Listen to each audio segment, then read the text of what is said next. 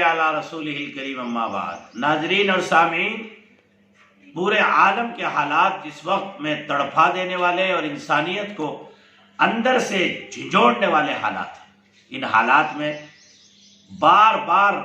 سامنے آ کر کچھ نہ کچھ تدبیر، کچھ نہ کچھ تعلق مع اللہ، کچھ نہ کچھ شرعی حل بتانے کے لیے دل بار بار آمادہ کر رہا ہے۔ کم از کم اسی سطح سے انسانیت کی خدمت ہو سکے، انسانیت کی رہبری ہو سکے۔ یہ بیماری جو اس وقت سارا عالم جس سے جھوج رہا ہے، اس کے متعلق ایک چھوٹا سا شعر ہے، بڑا عجیب ہے۔ یہ بیماری جس کی نہیں ہے کوئی دوا، ہے یہ بیماری جس کی نہیں ہے کوئی دوا، ہے بقائے شہر شہر کے اجڑنے میں۔ یعنی شہر اس وقت باقی رہے گا جب شہر پہلے اجڑے گا، یعنی مارکیٹیں ویران ہوں گی، سڑکیں ویران ہوں گی، پارک ویران ہوں گے، مال اور شاپ ویران ہوں گی، اور کہیں انسان نظر نہیں آئے گا، یعنی تنہائی اختیار کرے گا۔ مجمعوں سے، شاپنگ مالوں سے، شادی محلوں سے، جلسوں سے، اجتماعات سے، بڑے بڑے پروگرام سے، جہاں انسان آپس میں جڑتے ہوں، بیٹھتے ہوں، ان سب سے علیحدہ ہوں گے تو اس بیماری سے، اس وائرس سے حفاظت ہوگی۔ اس لیے میں نے کہا ہے یہ بیماری ایسی جس کی نہیں ہے کوئی دوا، بقائے شہر ہے شہر کے اجڑنے میں۔ اٹلی نے اس بات کو نہیں سمجھا، جرمن فرانس نے نہیں سمجھا شروع میں، آج وہاں لاشوں کے پشتے لگے ہوئے۔ ہندوستانیوں، اللہ کے واسطے اس بات کو سمجھیے، اور جو حکومت اور قانون کہہ رہا ہے اس کا پالن کیجیے۔ ہمارے پاس تدبیروں کے علاوہ ایک اہم ڈر صرف اللہ کی ذات عالی کی دو چیزیں، دو نعمتیں ایسی ہیں کہ جس کو وہ نعمتیں مل جائیں وہ کامیاب ترین انسان ہے۔ نمبر ایک اللہ کا ڈر مل جائے، اور نمبر دو اللہ کا در مل جائے،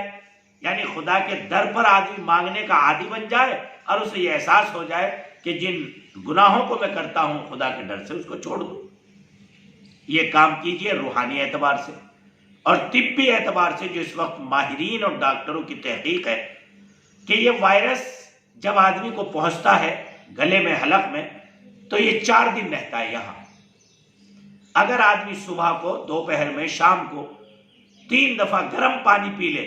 تو یہ پھیپڑوں میں، گردوں میں نہیں پہنچے گا، اس سے پہلے ہی اپنی موت مر جائے گا اور گندگی کے راستے سے باہر نکل جائے گا۔ اس لیے گرم پانی پینے کا اہتمام کریں۔ اس وقت ماہرین اس کے جو ریسرچ کر رہے ہیں وہ اس کی طرف پہنچے۔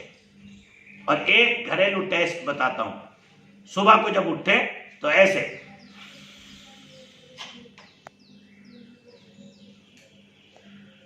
سانس اندر روک لیں،